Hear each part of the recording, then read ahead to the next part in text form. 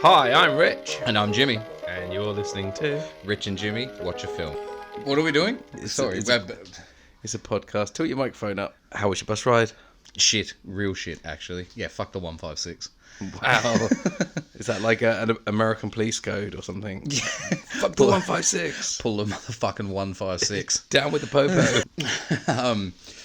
The 156 is a really shit bus route, but it's the only one that will bring me from Wimbledon to here. I've always hated it, even doing the theatre shows. I've always fucking hated it. It's always running late. There's always problems. Anyway. Oh my God, what a boring start to the podcast. Welcome to our movie podcast where... what other bus routes do you like in London, Jimmy? So I understand you brought a horror film tonight, Jimmy. I have, Rich. I certainly have. It's a very good horror film, I would say. Oh, can I say about it now? I don't know. Well, we can start chatting about it. Just don't tell us what it is. No, I won't tell you what it is. No, so I went with a more modern one, hoping that you'll enjoy it as much as I do, because I think it's one of the best films, probably the last 10 years, 15 years. Oh. Yeah, huh? And not for being like schlocky garbage, for being very fucking good and very intelligent. Well, as long as it's not that Midsommar. No, I wouldn't even dream of bringing that, mate. It's a pile of shit. I'm bringing a good film. All right, I thought it was Midsommar. I wanted to see your faces if you went, oh, because I know that you covered that quite well. Mm-hmm. Yeah, well, anything by Ari Aster, to be honest, or Jordan Peele. Is that because Ari Aster sounds a little bit like bum? How? Well, like I'm gonna kick him in the Ari Aster. Because Aris, isn't it? Yeah, okay. Aris? Kick him in the Aris. Oh, like Aris. Is that what you get? Aris. Do you mean like that? Yeah, that's very clever. Well done. Thank you. Yeah, that's very good. Highbrow arse comedy. To go with the highbrow film that we'll be watching. Oh, highbrow film. A highbrow film. Yeah. Oh, I can't wait. Elevated horror, I believe, is what they're using to describe people like Astor and Jordan Peele and Robert Eggers, those sorts of guys. Eggers. As in Eggers. Yep. He did The Lighthouse and The Witch, and he's got something else coming up soon as well. I can't remember. The Witch has got the guy from The Office in, hasn't it? Finch. Guy with a really tough, rough voice. I have never actually seen it, I really want to. I know Anna Taylor-Joy's in it, but I've never actually seen it. I really liked it, actually. I went to cinema to see that. And I've heard it's amazing. It's a slow burner, and there's a bit where the goat talks. Yes, yeah. It's really disarming, especially having Finch from The Office, who is, famous for just being this obnoxious bastard in an office. To being a demonic goat. So, So I can't wait to find out what you've brought me tonight. Do you want to get to shall we get to the reveal? We will get to the reveal. I'm in the mood for a horror film tonight. I'm in the mood to watch some people getting killed. Good. Oh, good. There we go. Good. So, Well, let me go and put the spaghetti. Oh, we got spaghetti bolognese for dinner. Oh, delicious. It smells fucking beautiful in here. I can't wait. Oh, good, because I thought Ernie had done a poo. I've been sat going, is that dinner or has Ernie done a poo? So I'm glad that you said it smells delicious. I mean, whatever it is, either way, it's delicious, yes. Yeah. I know you're going to experience Kate's garlic bread. Oh, that's not a euphemism. So, would you like to know who's in this then? Go on then. There is Florence Pugh. Okay, I know that name, but I can't picture her. Will Poulter. Oh, I love Will Poulter. Yeah, the little red-headed bloke. He was originally in Son of Rambo, wasn't he? As a tiny child, like of 10, 11 years old. Really? Yeah, and that's where he got his break. Yeah, so Will Poulter was in this great film called Son of Rambo. Have you ever heard of it? No.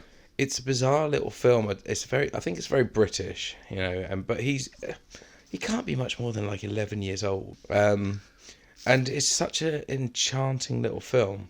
I would recommend seeing it. We're never going to do it for the podcast because it's not. I'm reluctant to say it's not good enough because we watched Reanimator. You wait for and The Room. Yeah, you wait till you see the edit on Reanimator. It doesn't come out well. But yeah, What's it? You just shitting all over it? I mean, I think what I did is I pressed record when you weren't looking, and I just said this film's shit, and then that's the edit. So the episode will be about 2 seconds long. It'll just be, hi, you're listening to Rich and Jimmy. Don't watch it. This film is shit. That's a great film. No, to be honest, it was good. Anyway, enough about Rihanna. shut Will up. Poulter. Yeah, so you watch Son of Rambo, and then he's in Chicago. Yep. Which is like where he's playing this like American cop in the race riots, and it's like, how has he gone? Well, I know how he's gone because he's brilliant. Yeah, he is. He's been in a ton of good stuff, and him and me wouldn't be too far off in similar age, I'd say, because I've seen him as like in my teenage years in films and just going up, and you just keep seeing him in things, and he's going into more and more stuff. In this film that we're watching tonight, he is fantastic. He's such a fucking idiot, and he's like the American on tour. I do not disbelieve you because I've never seen him pull out a bad performance. Yeah, he's fantastic. He's so brilliant. So Will Poulter. Yeah. Oh, okay. Well, I'm. Oh, is this Mother? No, that's. Why can't I think of her name? Jennifer Lawrence. Is that her name? From Hunger Games. Do you want any more clues? Do you want to have a stab? Do you know what? Let's have another clue because I like those people. I feel like this is a film I'm definitely going to know. I'm surprised. Yes, you are correct. All right, I tell you what. Is it ghosts? No. Is it zombies? Nope. Is it slasher? Nope. Is it psychological? Yeah. Oh, good. Big time. And you said earlier it was about breakup. Yep. Okay. Yep. Toxic people in your life, and the breakup and the freedom of getting out of like a toxic relationship is a huge part of this. That sounds beautiful. When this is the thing, right? Because we've been having so much fun with the episodes we've been watching lately, and they've been like with the things we've been watching lately, having a real fun, real yucks. I thought, you know what? Let's get real fucking dark and depressing and just make ourselves fucking miserable because it's emotionally wretched watching this film. So what is it? You have already guessed it correctly. It's Midsummer. Oh. You nailed it at the top of the episode. Oh, I have heard that this affects people when they watch it. I once listened to a podcast. I'm so keen to see your reaction to this film and what you think of it. Yeah, I once listened to a podcast where someone said they went to the cinema to see it and they had to sit in their car and they couldn't drive away from the cinema because their brain was going 10 to the dozen. Yep. The first time I watched it, I turned it off and Katie was on a work trip somewhere in South America and was away for like another week. By the time she got back, I was still thinking about it. Okay, well, I mean, I very rarely will get nervous about. But I don't want to talk it up too much either because I don't want you then to come away and just be like, oh no, that was naff. Like if you talk it up too much, because it is very divisive. I will not hide that fact at all. There's people who love it and there's people who fucking hate it. But I think it's in that. I think The Shining is a better film, but I think it's in that same realm of like it's the thing where you watch it like you have to, and I guess. It might be a bit tricky as well with us as the way that we do when we sit here and we take the piss out of things and we watch things, but it is every scene is for every line of dialogue is foreshadowing what's happening. The literal the very first shot of the film is a tapestry and it tells you the entire film. You've mentioned this in previous podcasts. Have I? Okay, yeah. So you're primed for that. So I'm just going to watch the tapestry and then be like, yeah, fuck it, switch it off. Yeah. Yeah, you can. You can literally pause it at the beginning and just go through that tapestry. But the great thing is they're done in such a way that it's only once you see what they're telling you that you go, that's what it is. It's fantastic. It's a treat to watch, man. Well, but it's also devastating. I love the fact that you are not going to big it up too much. However, you have bigged it up massively. I am going to go into my normal mode of ripping it apart. So by the end of this film, you're going to hate it. Yeah. And it's going to be a piece of shit. Nope. Impossible. No, do you know what? I'm not going to... Okay. I think you're going to love it. I definitely think that it's 110% up your alley. Like, again... Get out my alley. It might be tricky... As we know when we're doing stuff for the podcast, when we're sitting here and we have to talk about things and we're sort of shooting the shit and trying to be funny as well, then like that does obviously take atmosphere away and maybe you miss things or whatever, you don't get to the same level, but I still think you will love this. It's beautifully shot. It's incredibly well written. Again, with the foreshadowing and everything, it's the type of film that you just have to experience. Well, yeah, wait, at the end of this, we might all be praying to a different god. Yeah. Right, okay, bye. Ta-ta. I told you that I want to go to that festival in Sweden. No, you said it would be cool to go. Yeah, and then I got the opportunity and I decided to do it. I don't mind you going. I just wish you would have told me, that's all. Babe, what's happening? Danny. I invited Danny to come to Sweden. You know what she's been going through. Christian says you've got this special week planned. It's sort of a crazy festival. Welcome and happy Midsummer. Skål! So, what did you think, Rich? Well, do you know what? I think it was good. I think it lived up to its hype. I felt like it was hard to have fun through it. Yeah, it is, isn't it? It was. I was trying my best, but even when there's like 10 naked women going, all swaying while someone roots, as you would say in Australia, someone in a barn, still couldn't make a joke. No, it's so cleverly done. I just don't. I like to have humour in my horror. Yeah. Because I think as soon as there's humour in it, I can find it scarier. Yes, because it's very disengaging. When they're like, for me, that's how you do the best horror, is by having that humour, which is why Jordan Peele's films, for example, are so effective, because there's a lot of really good humour, but it's dark humour, and that sort of brings your defences down, and then the scares can come. But again, that's not really, in a traditional sense, meant to be scary. Yeah. But I think what made it, I have to say, I was a bit blasé about it all the way through, and a bit like, I could tell it was a great film. I was really enjoying it. But then when they started like putting the bodies into that barn, I don't know if you noticed, but I was looking at you a lot because I found it really uncomfortable to look at. Yeah. Visually, it was horror at its best. Yeah. It's like that scene in Devil's Rejects where they cut off, they kidnap a girl and her dad, and they cut off his face. Yes. Put it on her body and then strap her to the back of a door. And like, that is horrific. Mm-hmm. And seeing like someone's face made into a scarecrow, and that, I found that really uncomfortable and about as horrific as I think I've seen. Mm-hmm. But I didn't find it scary. I just found it like not nice to look at. Yeah. Whereas with horror films, for me, I like to be scared by them. Yeah, because that reaction when you are scared is fun. Like when you're on a roller coaster, and you're going up that big steep bit, and you're like, oh, because when you get to the top, you're going on the drop. But this is just like, do you feel like, I know it's late and I know it's late and it's been a long recording session, but are you like emotionally drained from watching that? Because I always feel like emotionally knackered watching that film. I think I would be if I wasn't watching it in this setting with a set of earphones on, talking to you, eating food, drinking beer. Like, I think it has its... I think for the sake of the podcast, I think, no, it's not. We've just watched it and I've enjoyed it and it's a great film and I can see why people love it. I can also see why people hate it, because there was times on it where, quite frankly, I was like, oh, fucking hurry up. See, I love just the fact that they've, like, I totally get it, because I can see it, but I also like the thing of they've taken the time to build all these things and to do it, and there's some sort of meaning to it, so do it. Yeah.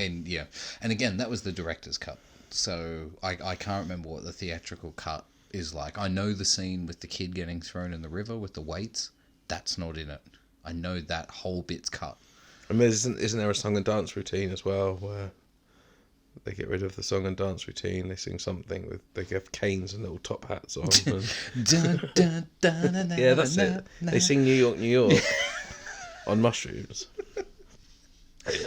No, it is a very, very, very good film. Yeah. I don't think I'll ever bother watching it again. I don't think it's a film that I'll be like, oh my God, I loved it. I felt that way the first time when I watched it. I was like, I was like, I'm good now. I've seen it. I don't ever want to watch it again.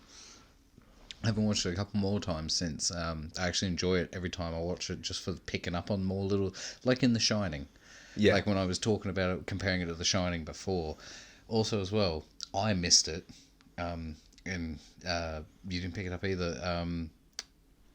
Danny, her bedspread is blue, but it has the carpet from the Shining hotel. Oh, really? From the Overlook. I didn't pick it up in watching it this time. It's just something I've read, doing some research before I come tonight. I like little Easter eggs like that. That's lovely. Like, that's a real nice one. That carpet from The Shining appears in lots of things. In Toy Story. Toy Story, that's it, yeah. But like that's a nice little Easter egg. But what I really love, man, is watching a film like that, or like, again, Jordan Peele, Robert Eggers, Ari Aster. To me, at the moment, they're the three guys in horror who are taking it to this insane new level, but in the way that you have to watch, that their films demand your attention, and like while that's not for everyone, and there will always be a place for, and especially for me as well, of you fucking Reanimator, things in that vein. I love a film like this that, like The Shining, demands your attention, of like, fucking watch this shit. Here is this, and the more you watch, the more unsettling it gets. Like all the times when you were pointing out people standing in the background, I never noticed that. And then when you start looking for people in the background, you're like, oh, that's unsettling. Then he switches on you, and then they're doing yoga, and it's like you've just caught them in the middle of a pose. Like, you mentioned The Shining a few times, and I have to say, Hereditary, I didn't really like. No? Shining, I didn't really like. However, if you take the endings off those films, I found them really scary, and I really liked them. But Hereditary, when it all goes batshit crazy at the end, I'm like, bah, fuck that. And The Shining, when he's walking around and there's skeletons everywhere. Anything with the skeleton just makes me think of the Goonies and Raoul. there's no skeletons in The Shining. Yeah, there is. When he's walking through the lobby at the end, and all the people are dead, and there's just skeletons sat, and there's like a skeleton holding a newspaper, and we've had this conversation on another episode. I always forget about that part. I've blocked that bit out I of never my forget brain. about that part because blocked it that out of my spoiled the brain. whole film for me. Yeah, I think that's why I blocked it out. Because it's skeletons holding newspapers, I think, if I remember rightly. It's like, yeah, like we were saying with the Goonies, why would they be dead like that? yeah, they're silly. So I think that's.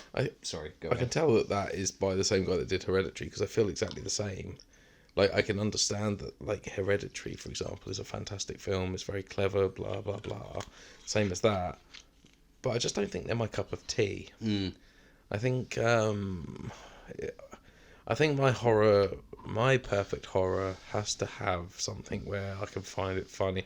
If it's too realistic for me, like the bodies in the wheelbarrows, then I just don't want to look at it. Like, I'm not squeamish. I'm just like, I don't need to see that. Yeah. You know, but it's funny because that scarecrow with like someone else's face on, I find really It is. No, it's horrific. and yet when they hit that head with a mallet, it doesn't bother me. Yeah. I think it's because that is, like you say, it was so obviously a fake head, yeah. In some bits it looks good. I don't understand.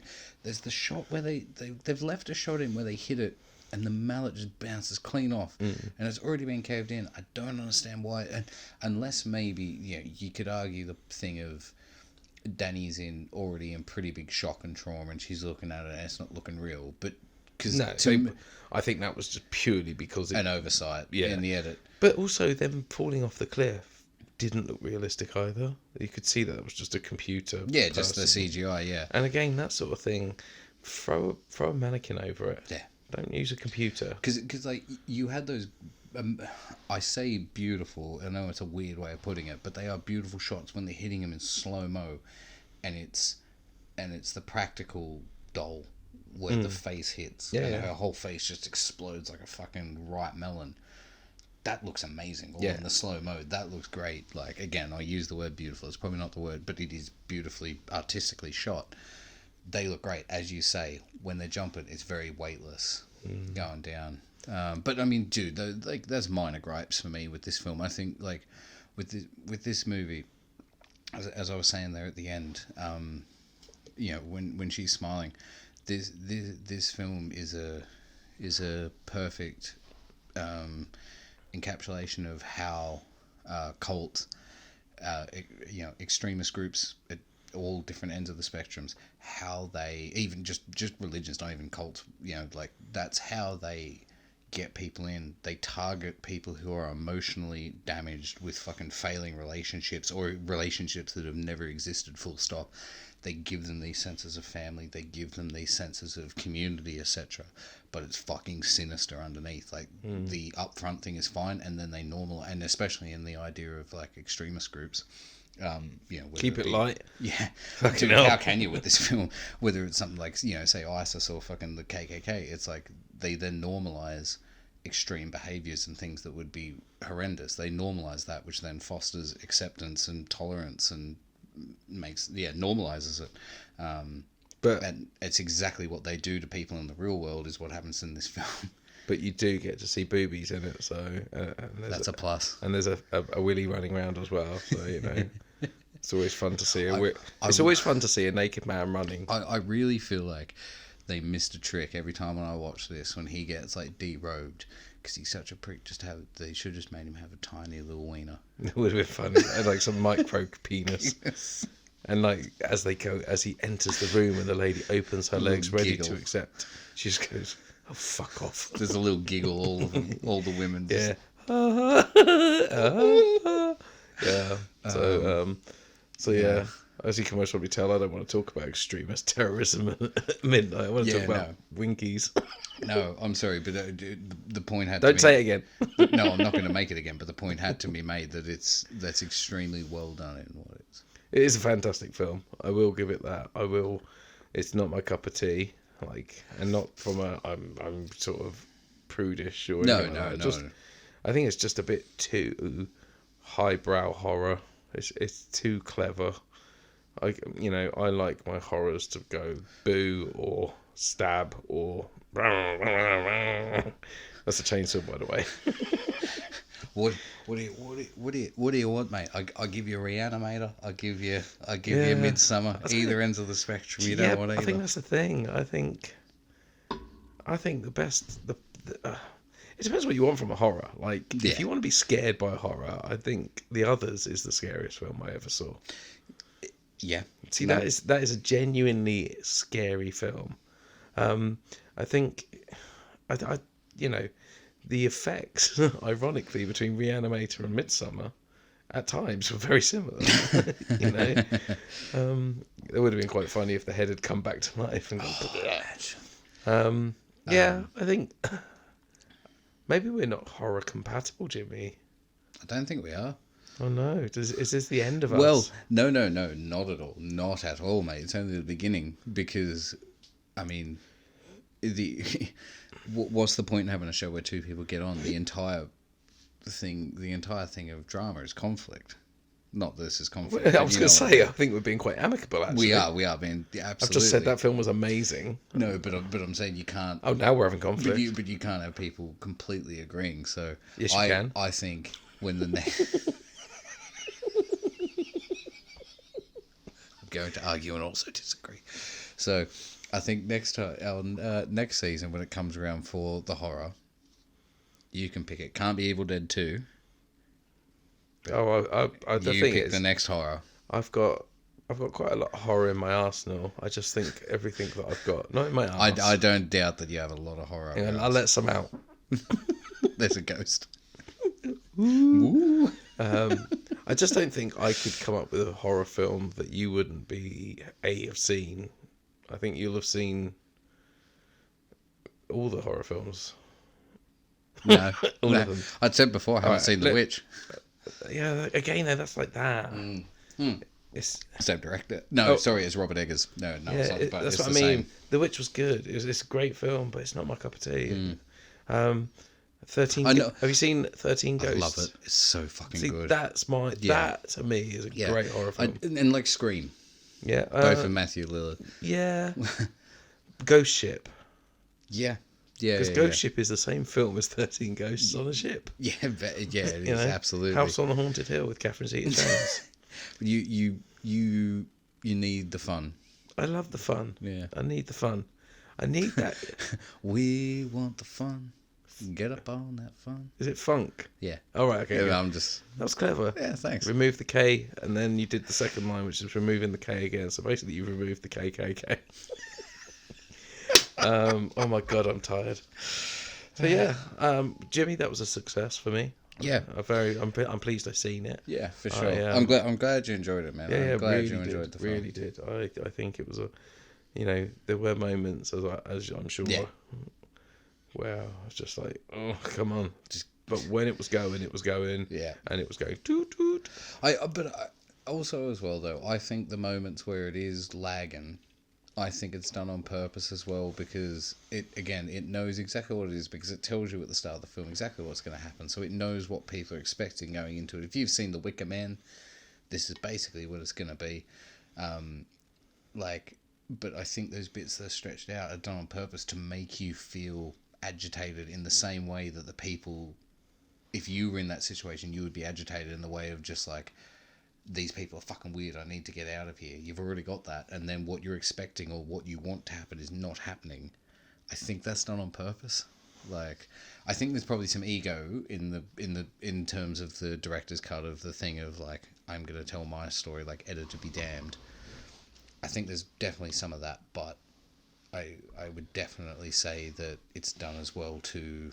I think it's too to just purpose. piss me off. Yeah, but just viewing, because I'm the same as well. I feel as well in some bits where you're just like, just fucking go. I know what you're going to do. I want to see my boobies. Yeah, there's several points in the film where you look down the camera. You have an actor look down the camera who's acting as you to say, wink, wink, fucking stamp on your foot. Here's what's coming. Like, Also, just get on with it. You did promise tons of titties, and it was a mediocre barn of titties. A bushel. A bushel of boobies. A bushel of boobies. So yeah, no, I mean, coming out of that, definitely, it's, yeah, as you say, it's not something you want to run out and watch again. It's all very good. It's all very fucking extremely well made. I don't disagree with you there at all. I'm gonna show it at school to the 11-year-olds, see what they think. Yeah, get their feedback. So yeah, there you go. That wraps up our Midsommar, as we found out how it's pronounced, Midsommar. Yeah. Midsummer Episode, but not a light one. No. I tried to stick some dicks in, and I told you though at the start that I was tearing everything down. All the nice episodes we've been doing, I was going to tear all that down with that. So. Ironically though, we don't know what order we're releasing in, so it might just be that we go like heavy duty, heavy duty, heavy duty. We haven't done the other heavy duties. No, not yet. So thank you so much for listening. Absolutely. To this. I hope you made it to the end. Yeah, it'll be interesting to see what shape this. It really will. What always gets me is like, we're only talking to people that are listening. Yeah. If you don't listen, like everyone that's not listening won't hear me say this. It blows my mind. It is when you take a step back. Yeah. So so thanks for listening. Thanks for listening. Always thank you for listening. If you don't already, but we assume you probably do, but if you don't already, give us a like, follow, give us a like and a follow and a subscribe on the Twitters, on the Instagram at Rich and Jimmy. We're on all your major podcasts and things, wherever you're listening to this, to be honest. I mean, you've already found us. Like it, rate it, whatever you can do on the app that you're listening through, please. It helps us immensely. It takes you 2 seconds. And if you wanted to suggest any films for us to get stuck into, we'd absolutely love some help with that. It's lagging. It's really hard to pick films all the time. It's tough to do. So please, if you want to send us something, absolutely do. The email is richandjimmywatchafilm@gmail.com. Get in touch with us. We'd love to hear from you guys and see what you think. We know you're all listening, that you're all coming back. Ashburn, Virginia in America, I'm talking specifically to you. You guys, as much as we appreciate whoever you are, let yourselves be known, you cowards. Yeah. We want to know where you live, bitch. Reach out to us. Tell us something. Follow us on Instagram, for fuck's sake. Or Twitter. I love either of them. Do you know what, though? I do quite like all these secret listeners that are like, slowly sitting in their houses listening to us. Two people in Brussels. Oh, 2 people in Brussels. Who are you? Like you like they're in like they love it, and I'm speaking directly to you now. Like whoever you two are, you obviously love it, but we've got no followers on any social media from Brussels. So what are you doing? Support us more. You obviously listen to us. Pay it forward. Or what they've done is they've hit subscribe automatic download, and then lost their phone. And it's just automatic. So someone somewhere in Brussels is going to find this phone and go, "Why have they downloaded all this shit?" That's what's happened, didn't it? And they're not listening to it. That's what it is. I bet the only people that listen to it are our parents. Yes. Actually, I know for a fact my mum and dad don't listen to this, because the other day I said to my dad... I know as well, because we don't get any listens from Australia. Oh, there you go. But yeah, I said to my dad, I said, oh, you know, we got the Series 2 coming. He goes, oh, I might have to give this one a listen then. I'm like, what, you mean you've not listened to it yet? But then saying that, also, that's not a bad thing, because you've said some fruity things, Jimmy. Oh, I have. Yes, see, that's what I mean. You have said You I have been a pillar of the community on this podcast, especially Series 2. I hope you've noticed I've reined all my naughty words in. You've been a pillock. That's about it. That was clever. Yeah, you've been a cunt. So that's it then. Wrap it up. But like, what's the? I mean, we've got to come up with a. Oh God, a line Keep for something. that. No, keep not going to Sweden. There we go. Keep killing yourself when you hit 62, No. 72. Never kill yourself when you get to 72. Keep being Will Poulter. Keep taking magic mushrooms. No, we can't. We can't tell people to take drugs, Jimmy. It's got to be nice. It's got to be like, keep staying away from playing with fire in a barn in Sweden whilst you're dressed as a bear.